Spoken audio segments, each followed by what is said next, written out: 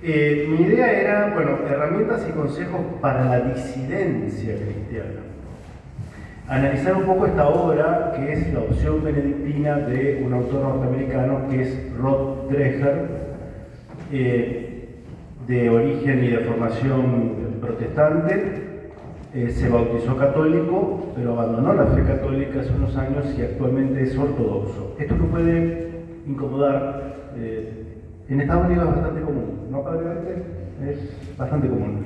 Puede hablarle a alguien a quien nada le viene bien, o a alguien que está en busca permanente de la verdad. Es como ustedes quieran. A modo de introducción, el cristianismo ante el fin de una época. Estamos en el fin de una época que es la modernidad. Es algo evidente y el cambio de épocas generalmente viene caracterizado por una gran confusión ética a todo nivel. Siempre. Esto ha sido así siempre. Que afecta por igual esta confusión ética a todo nivel a creyentes y no creyentes. Pero si los creyentes están bien formados, pueden sortear mejor las olas. Es como el náufrago que puede asirse a una madera y flotar hasta que lo rescate alguien. Hasta hace no mucho tiempo vivíamos en una sociedad cristiana que ya no existe. Ya no existe. Existen los restos del naufragio. El Viernes Santo es un feriado. ¿Y qué hace nuestra sociedad? Va al casino o al shopping. Creo que no estoy describiendo nada que no sea ajenos. Somos cristianos. Es como ir de joda al velorio de mi viejo. Eso que en lo personal daría para un diván, a nivel societario no lo experimentamos de ese modo. No hay contradicción alguna. No es solo una cuestión de caída en la práctica religiosa ni en las vocaciones religiosas. Es mucho más profundo. Lo decía Claudia, lo ha escrito, es un tema que le preocupa. Ya no tenemos hijos. Ya no enterramos a nuestros muertos. Ya no velamos a nuestros muertos. Cuando uno escucha, bueno, acá algunos saben que el fútbol no es lo mío. Entiendo la pasión futbolera, pero cuando uno escucha que al papá lo cremaron y tiraron sus cenizas en la cancha, a uno se le parte el corazón. ¿Qué recitamos en el credo? ¿Qué resurrección de la carne creo? Si esparcimos la ceniza alegremente, no enterramos a nuestros muertos, no tenemos hijos, no creemos en Dios. Cualquiera que estudia sociología o antropología dice, son los tres signos que hablan del fin de una cultura. Está la historia, está la historia.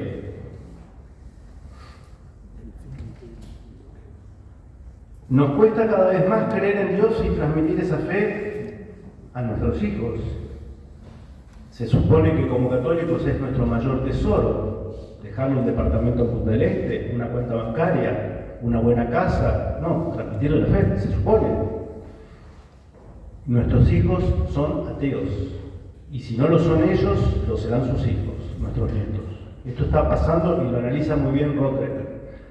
Hay una frase que fue la que a mí más me pegó cuando leí el libro. Si vos crees que por dedicar una hora a la semana a Dios, tus hijos van a seguir esa misma senda, estás muy equivocado. No advertís la radicalidad del fenómeno que estamos viviendo. Das por sentado, y esto es aplicable a nuestra realidad como argentinos, en las que algunos como yo, años más, años menos, hemos vivido en un catolicismo cómodo. Cómodo. No existe más eso. No hay nada más impune en la Argentina que burlarse de la fe de los católicos. No hay nada más impune que eso. Es más, en algunos ambientes es hasta promocional la blasfemia, en ciertos aspectos del arte, por ejemplo. ¿Recuerdan hace unos meses una muestra blasfema contra la Santísima Virgen en la Universidad Nacional de Cuyo? No en un lugar marginal, en una galería under en Mendoza, no, en la Universidad Nacional de Cuyo. Afortunadamente unos jóvenes fueron y hicieron lo que había que hacer. Destrozaron todo. profesor Schumann está llamando a la violencia. No, no estoy llamando a la violencia, pero a mí un profesor, que fue mi profesor en el secundario, me dijo: los cristianos no somos pacifistas, somos pacíficos, pero no somos pacifistas. Si entra un violador de noche y amenaza la integridad de mi mujer y de mis hijos, lo vuelo a palos, aunque me mate, No me pongo a dialogar: señor violador, no sé qué interesante que usted lo aprecie de otro. No.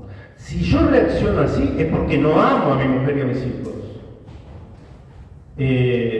Y voy a citar al Papa Francisco, cuando con motivo del atentado a Charlie Hebdo, esa publicación satírica francesa, el Papa dijo con toda la claridad que caracteriza a los rioplatenses cuando nos expresamos: bueno, si insultás a mi madre, lo que debes esperar es una bofetada. El Papa Francisco, no estoy citando a Urbano, no sé cuánto en las cruzadas, el Papa Francisco: si insultás a mi madre, lo que podés esperar es una cachetada.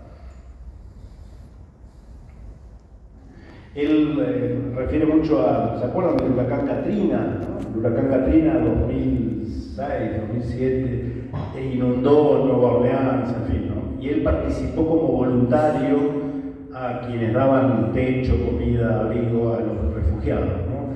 Y describe de modo claramente de alguien que lo vivió cómo nadie se imaginaba, porque claro, es una zona de huracanes, ¿sí? Es una zona de huracanes, y bueno, era más o menos lo mismo de siempre, todos los veranos lo mismo, y esto era algo muy distinto, ¿no? Y la impresión cuando empezaban a ceder los diques, porque Nueva Orleans está como lámina, como bajo el nivel del mar.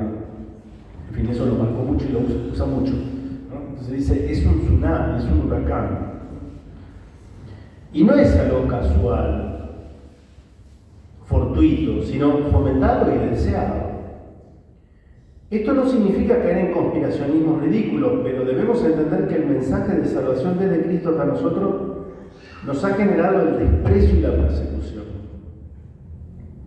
Segundo elemento importante que destaco de Dreher: no gastar pólvora en chimangos. Todos entendemos la expresión, no gastar pólvora en chimangos, porque si estamos en medio de este baile, más vale que administremos bien nuestras municiones. Elegir bien una estrategia, pero sobre todo alejarnos de discusiones bizantinas. Esta expresión, no sé si los jóvenes la usan o la conocen. Discusiones bizantinas, cuando Bizancio, hoy Estambul, va a ser tomada por los turcos musulmanes, se dice que los teólogos, era una sociedad cristiana, el Imperio Romano de Oriente, ¿no?, estaban entretenidos en discusiones bizantinas, ¿no?, el sexo de los ángeles, en fin, ¿no? Yo no sé si esto es más leyenda o realidad. La realidad es que en medio de esas discusiones, que no es que no fueran importantes, pero no eran ciertamente urgentes. Lo urgente era salvar a la gente y repeler la agresión, salvar la ciudad, el último reducto de esa civilización. Y ahí está, hace 7 siglos, ¿no?, la media luna.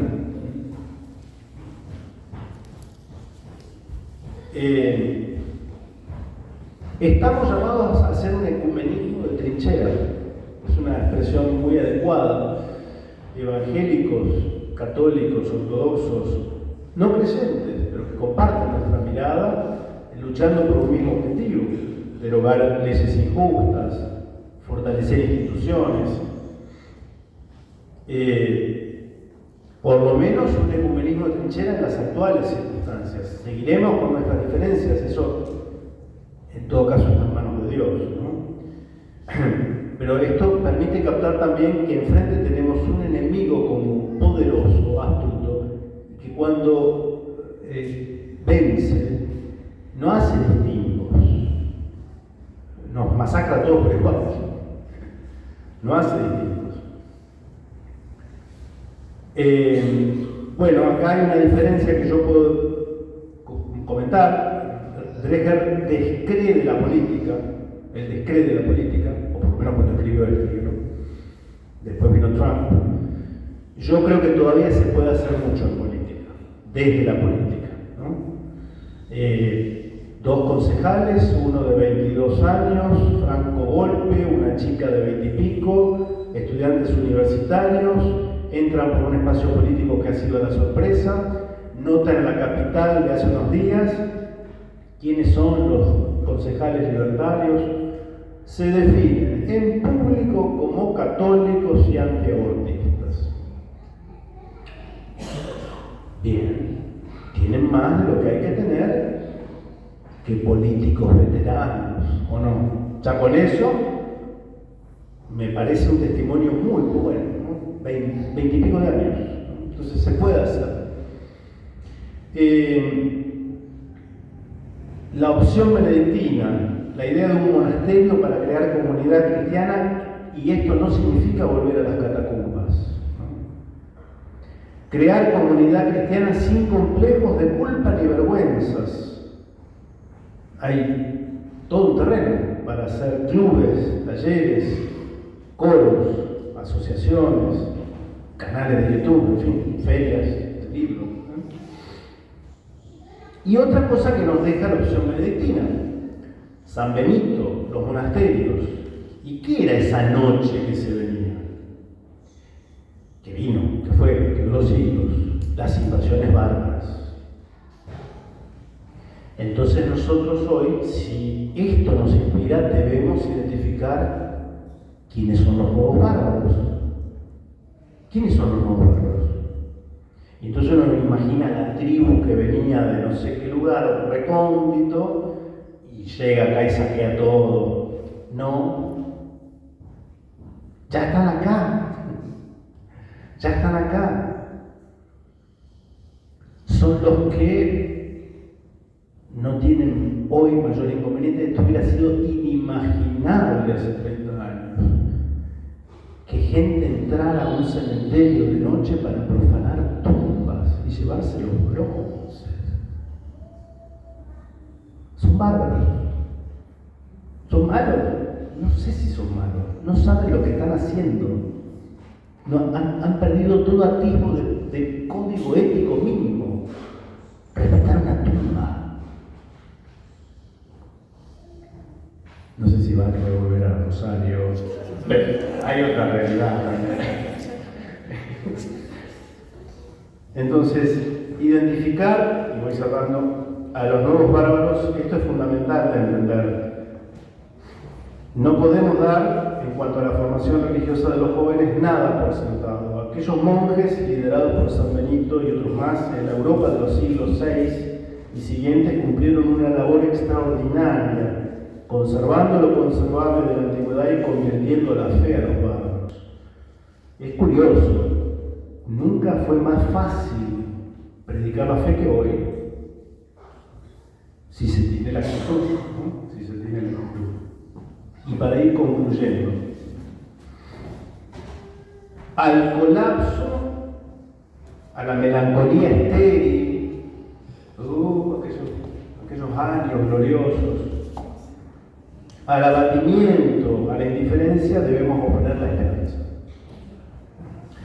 Pero debe ser una esperanza arraigada fuertemente en el conocimiento de nuestra fe, que nos permita dar testimonio de ella frente a nuestros nuevos bárbaros, tan necesitados de respuestas hoy como hace 1500 años. El hombre busca siempre lo mismo. Pero la esperanza que da frutos requiere mucho esfuerzo. Debemos ser conscientes de que nos tocará ir contracorriente y que en ocasiones seremos perseguidos. Esto que antes uno lo escuchaba en los evangelios en la década del 70, de esta manera no va a llegar nunca. Esto ya llegó. El médico que se negó a practicar un aborto, ¿sí? Leandro Rodríguez. Ya está. Y se nos pedirá que demos razones de nuestra fe y de nuestra esperanza. Dar razones, no balbucear de modo sentimental. Y de eso no es dar razones de la fe. Y no convence. Los cristianos debemos recordar que creemos en un Dios que nos permite dirigirnos a Él como Padre. Es un privilegio que no tienen otras religiones. Y que además de ser un Dios personal, interviene también en la historia humana. Dios interviene en la historia. Esto yo lo sé. fui al colegio Maristas, un poquito después de San Martín de Champañá. Y en la década del 70, si hay algún exalumno de esa época, y en otros colegios seguramente, era colegio Nuestra Señora del Rosario. En Rosario se rezaba el Rosario.